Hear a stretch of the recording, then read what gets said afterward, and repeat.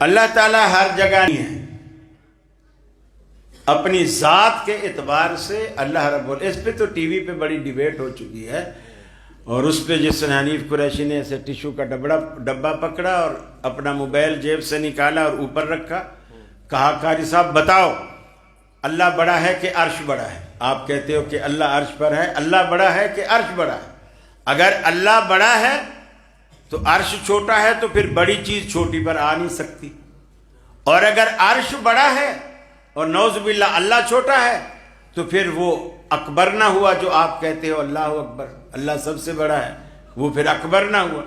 میں نے امام مالک رحمۃ اللہ علیہ کا ان کو ایک ہی کوئی چیز نہیں ہے، بس یہ عقیدہ رکھو اللہ رب العالمین عرش پر ہے ذات کے لحاظ سے، ذات کے لیے، البتہ اس کا علم، اس کی سمع، اس کی بصارت، یعنی اس کا دیکھنا، اس کا سننا، وہ کائنات کے ذرے ذرے پر محیط ہے، وہ وہیں سے دیکھ بھی رہا ہے، وہیں سے سن بھی رہا ہے، وہیں سے اس کو سب کا پتہ ہے، لیکن اللہ کی ذات عرش معلق ہے۔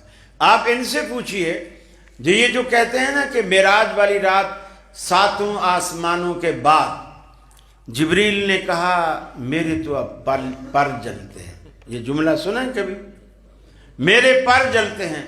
پھر اللہ کے رسول اکیلے گئے جوتے سمیت، موسیٰ کو تو اللہ نے کہا تھا فخلا نعلیک، اپنے جوتے اتار دے تو مقدس وادی میں ہے، لیکن ہمارا حبیب اللہ کا رسول جب معراج پہ گیا تو اپنے جوتے سمیت گیا۔ مجھے بتائیے وہ جو 7 آسمانوں کے بعد تمہارے بقول جبریل کے پر جلنے لگے تھے، وہ آگے کیا چیز تھی کہ جبریل کے بھی پر جلنے لگے ہیں؟ کیا تھا آگے؟ اللہ کے رسول جو آگے گئے ہیں کس کے پاس گئے ہیں؟ جب اللہ ہر جگہ ہے تو 7ویں آسمان پر نہیں تھا، 6 پر نہیں تھا، واپسی پہ موسیٰ علیہ السلام سے ملے، موسیٰ علیہ السلام نے کہا اتنی نمازیں تو میری امت نہیں پڑھتی تھی، تیری امت کہاں سے پڑھے گی؟ جاؤ کم کروا کے آؤ، 50 نمازیں لے کے جا رہے ہو، کم کروا کے آؤ۔ اللہ کے رسول فرماتے ہیں میں پھر اوپر گیا۔ اوپر جانے کی کیا ضرورت تھی؟ اللہ تو جب ہر جگہ ہے تو 6 آسمان پہ بھی تھا نا، اوپر جانے کی کیا ضرورت تھی؟ آپ جب اللہ سے دعا مانگتے ہو، بریلوی مانگے، دیوبندی مانگے، اہل حدیث مانگے، شیعہ مانگے، ایمانداری سے بتاؤ آپ دعا کے لیے ہاتھ کدھر اٹھاتے ہیں؟ اور ہمیشہ مانگنے والا اپنے ہاتھوں کا رخ اسی طرف کرتا ہے جس طرف اس کا سیٹھ دینے والا ہوتا ہے۔ ہمارا رب دینے والا اوپر ہے، فرشتے اوپر سے آتے ہیں، سارا نظام اوپر سے چلایا جاتا ہے۔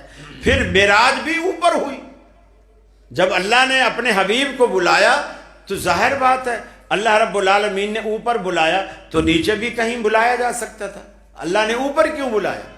فرشتے اوپر سے آتے ہیں، اوپر چلے جاتے ہیں، روح نکالتے ہیں، پھر اوپر چلے جاتے ہیں، یہ سارا نظام اوپر سے کنٹرول ہو رہا ہے۔ جبریل اترتا ہے اوپر سے آتا ہے، وحی لے کر آتا ہے اوپر سے آتا ہے، تو اوپر کون ہے جب اللہ ہر جگہ ہے؟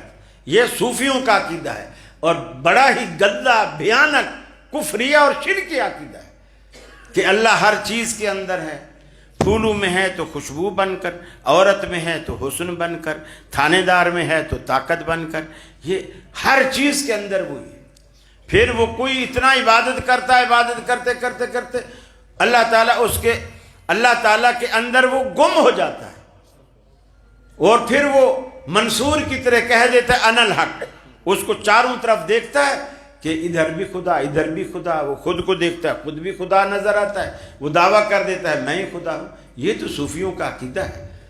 کوئی پیغمبر آج تک اللہ نے صوفی نہیں بھیجا، کوئی صحابی اللہ نے صوفی نہیں بنایا۔ کبھی آپ نے سنا ہے صوفی رسول اللہ؟ کبھی آپ نے سنا ہے صوفی ابو بکر، صوفی عمر؟ کبھی سنا ہے آپ نے؟ ان کے پاس بڑا تصوف آ گیا ہے۔ اگر یہ کوئی چیز اسلام ہوتی یا اسلام کا کوئی حصہ ہوتا تو اللہ تعالیٰ اس کی ابتدا وہیں سے کرتا، خیر القرون سے جو اچھے لوگ